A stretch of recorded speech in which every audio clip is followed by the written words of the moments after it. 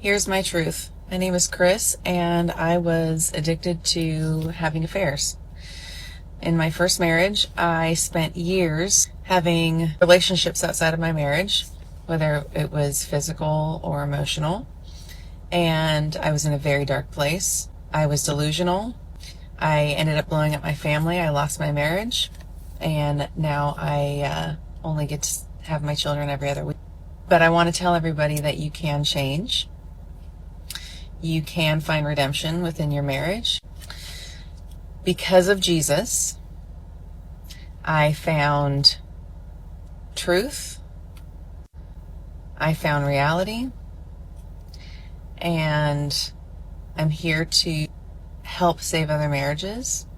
My goal is to help women see that they do not have to be stuck and they don't have to live the lie. And I'm a walking testament that being that I was addicted to having affairs, addicted to the attention of other men while I was married, I'm somebody that can tell you you can heal, you can change, and you can find the truth in who you are and have a good marriage. So if you're walking in infidelity, if you're going outside of your marriage to have a relationship with another man, please reach out to me. I would love to talk with you. And it always begins with here's my truth and not the truth. Here's the truth. You notice that? I don't know if this is a genuine, testimony. I don't know. Maybe I'm just too cynical, but I know some of you watching are definitely going to feel bad for this woman. I already know it. She's well-spoken. Yeah, she's attractive. I get it. She's being vulnerable. All right, I get it. All right, let me make something clear. I'm not here to attack her. So let's just get that out. Right, let's get that out and open right now. But I am going to tell the truth because someone needs to, especially for the men and the children who are never given a platform in stories like this. Now, let's talk about what she said. She calls it an addiction to affairs. But let's not confuse this with some clinical disorder, right? That's not an illness. It's a pattern of choices. It's repeated deception. It's seeking out attention, prioritizing dopamine. Prioritizing dopamine hits over loyalty and commitment. Let's not pretend she tripped and somehow fell into another man's bed. These were premeditated betrayals over and over again. But let's go a little deeper. Why was she addicted to cheating? Because cheating gave her a high. It made her feel wanted, desired, validated, all the buzzwords. But it wasn't about sex. It was about power. The power to attract, the power to be chased, the power to feel like she still had options. That's what most people won't admit. How do I know that? I used to be there.